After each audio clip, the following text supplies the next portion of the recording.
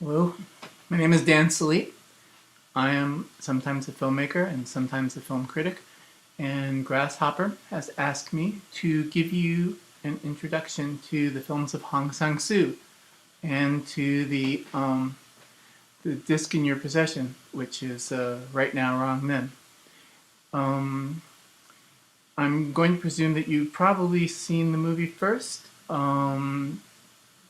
before watching this introduction, but if just in case you haven't, I will give you a heads up when spoilers for Right Now, Wrong Then start to happen near the end of this talk.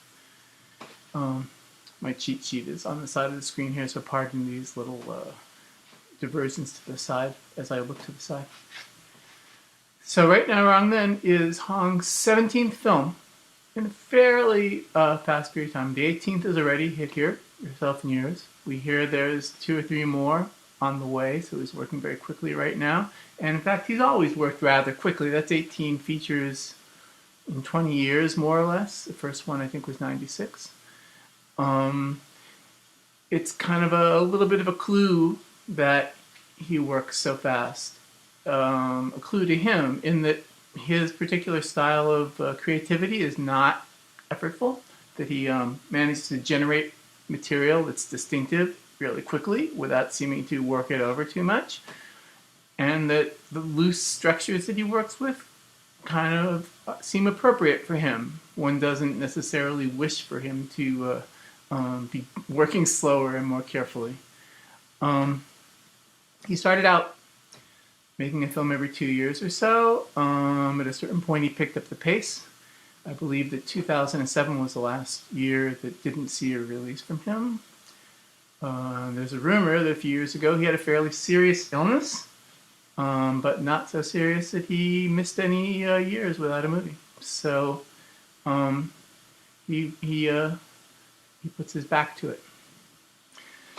So the first thing one might point out about Hong's films is, there's one thing that anyone would notice, I think, is his taste for doubling and for a multiplicity of things.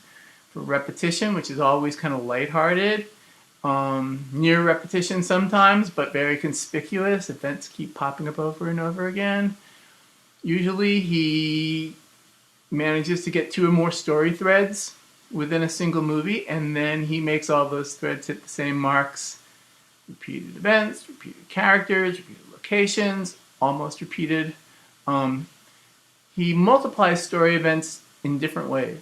He has tried just about everything, actually. He sometimes uses an episodic kind of narrative where the character, for instance, goes through more than one romance. Sometimes he tells the same exact story from different perspectives, or sometimes he just tells the story twice without any obvious reason. 3 times sometimes. Sometimes he does something imaginative in a novel. Like, for instance, his film Tale of Cinema starts with a movie and then the life of the actor in the movie, which, of course, seem remarkably similar. If you haven't seen any Hong films, you would actually get a pretty good idea of how he works if you imagine any multi-part story, something that's like a series of adventures, a picaresque thing, something like the Odyssey, or a multiple perspective story like Rashomon. If you picture any of those things and just imagine the same things absurdly happening over and over again in all those sections, you're not too far from the feeling of a Hong film, or from the construction of a Hong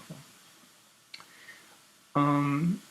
A lot of the films feel a little similar at first glance, and it's very common for people to make that joke, but there have been significant changes over these last 20 years. Changes that his fans, who are many, are quite attuned to and enjoy talking about. Once you get into Hong, they might not all seem so similar, but at first glance, he's one of those directors like Ozu, like Romero, like a lot of people who seem to be tilling the same soil. But some of the breaks that one notices, The first break a lot of people noticed was right around the sixth film, which is the aforementioned Tale of Cinema. He started zooming, whereas previously he had a kind of very static camera. He started playing with zooms in a way that was not even that sophisticated looking, kind of very direct, almost crude.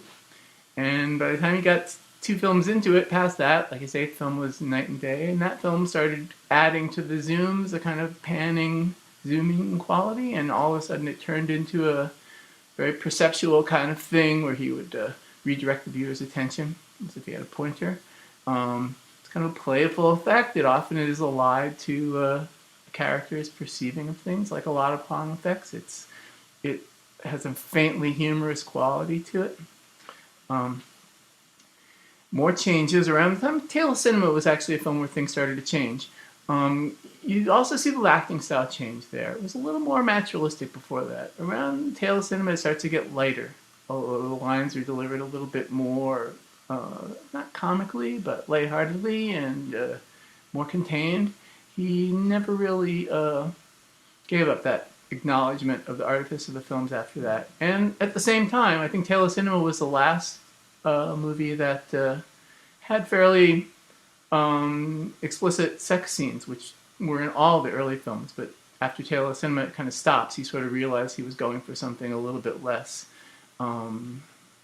challenging on the surface, and his sex scenes started to be your typical kind of conversations under the sheets. And I mentioned Night and Day, which was the 8th film, and that was like a watershed film for a lot of us, in that in addition to these new style things, you start to see him kind of starting to burrow under the surface of more conventional stories. You start to see him maybe taking a framing story once in a while. It doesn't sound that crazy. If you described it, you wouldn't necessarily have to take into account all Hong's quirks in the outline description, the log line of it. From that time on, he would, not always, but often resort to these kind of interesting holding structures that almost look like a flirtation with a more conventional kind of cinema, although he certainly never leaves it completely conventional, ever. In recent years, not too long ago actually, I would say around the time of Arsuni, which is maybe not too many films ago, like his 15th film, he started seeing a little more minimalism cropping up in his style. He started having more single take, long take scenes, more improvisation, more repetition of dialogue, circulation of phrases. This is a rough marker, but I think Arsuni at least made it clearest to me. Despite all these changes, however, he never gave up his taste for doubling, for repetition. It kind of applies from beginning to end of his career in some way or another. This playfulness that he has and his way of goofing with story has suggested to many of us an affinity with the surrealist tradition.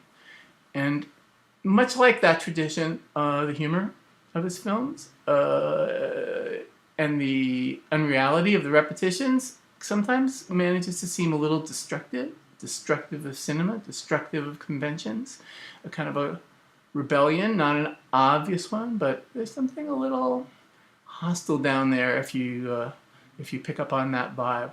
The films, of course, don't let that into their surface feeling very often. I mean, there's something about these repetitions that themselves are a little bit of a challenge. He would often throw out stories that are done twice or repeat something in 2 different ways. And when number 2 is kind of funny. I mean, this first hit us fairly hard with his early films, with films like The Power of Kangwon Province, or especially his 3rd film, A Virgin Stripped Bare by Her Bachelors, which just repeated the same story twice with minimal, not obvious signposting as to why he was doing it. The number 2 is kind of funny. The number 3 makes it easier for you to think of things as a group, but 2 suggests a comparison, and Hong hasn't always made the idea of comparison his obvious subject. It never seemed like that was going on, although we'll return to that a little bit when we talk about Right Now or On That. And then another way that you could say he has a little, you could see his aggression a little bit, is that these lighthearted films and these Shaggy Dog stories often enough wander into or end in embarrassment or humiliation or a vague sense of threat or a threat accomplished off screen. Um, um, these digressions that he does, these lighthearted kind of red herrings that he throws off, once in a while actually start a new plot thread. It's important, but you can't tell when they're happening that they're going to do that. And most of them lead nowhere and just kind of collectively generate sort of ambience, a tone, which is actually where one kind of needs to focus on Hong. The kind of vibe of all these little digressions accumulates and probably tells us more about what he's up to and what he's about than the actual stories ever do. Something that distinguishes him from the surrealist tradition, or I shouldn't say that, something that distinguishes him from a good many of the people that we think of as surrealists, is that he is actually very attuned to psychology. He never really betrays it. He's sort of psychologically accountable at all times. There's almost nothing that happens in his films, however crazy, that doesn't have some psychology clinging to it and where the reactions don't seem psychologically plausible. This is like a stable aspect of his work, and maybe one of the few stable aspects of his work. All this fictional goofing kind of plays off of that. It deepens the films quite a lot. One way this deepens the films is that it gives you two ways to interpret things. Almost everything in these films, all these crazy repetitions or strange things, can be interpreted as attempts to operate directly on the audience, to confound us, to unsettle us, which they do, certainly.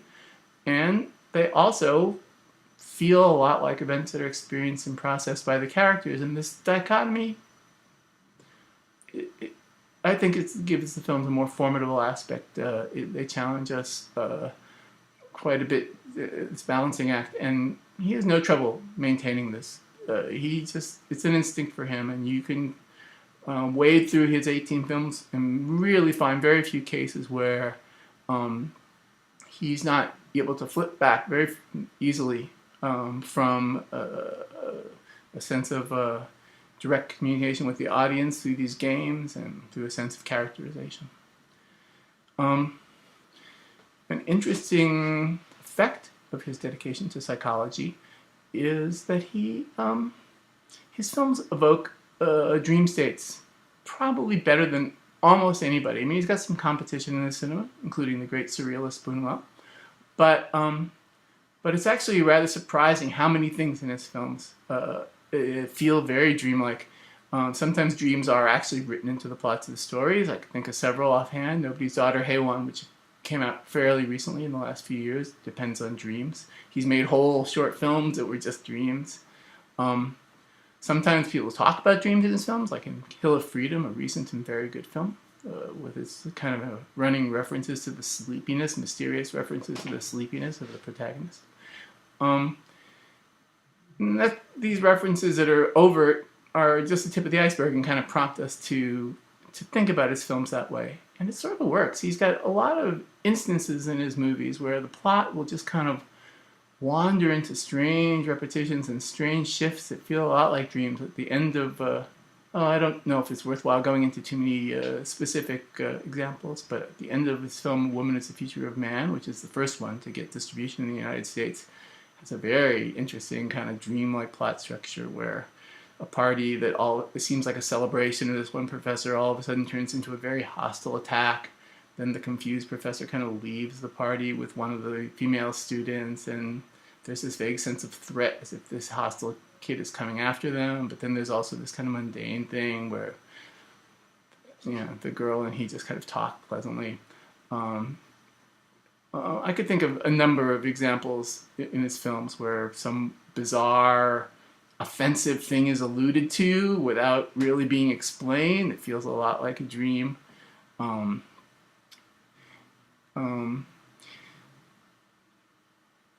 we're almost getting to the point where you want to tune out for spoilers. I think that Hong's films are kind of known for a little bit more for the unpleasantness that appears in them, the number of characters who act really badly, or a little badly, or inconsistently. You do see like flashes of other things in his films, flashes of like interest in kind of decency and goodness, which are much subtler. There's a really good example in the film Like You Know It All, his ninth movie, which where a character seems inexplicably saint-like, which is something we don't expect at all.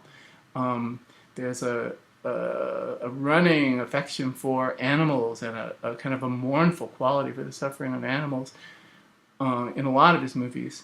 But on the whole, you don't think of him as somebody heading in the direction of redemption and human goodness until right now, Wrong Then, which is in your possession. So tune out now if you want to avoid any spoilers about Right Now, Wrong Then. It's one of his two-part movies. It's one of the films where he just tells the same story twice. No obvious reason. And the first half doesn't give us as many surprises as one would expect. It's kind of very typical of Hong in some ways. It's kind of got a shaggy dog story. It has these events that kind of are attack on conventions of the romantic story. It's definitely a film basically about a romance between two characters who meet pretty early and whose relationship runs its course. But he does this very typical kind of complications of introducing, in this first half of the film, introducing two more important female characters, one at the beginning mostly, one at the very end, who look as if they're picking up the plot and taking over the romance. In the beginning, there's an assistant who looks like the film's going to be about her. The guy takes her for a kind of a memorable scene on an ice rink, and he's talking in the voiceover about how she's too pretty. He better not dally with her because she's too tempting. But the film plot goes in a different direction towards another woman. This first character comes back at the end just to say goodbye and make it clear that she's interested in the guy and wants to visit him in future. And then there's another woman that takes over at the end, out of nowhere, who comes in the very end of the film, comes to see a screening of the main character, who's a director, and who gives him a book, which we can't really see what it says, I don't think, but there's some significance and some weight to this third character mysteriously taking over the end of the movie.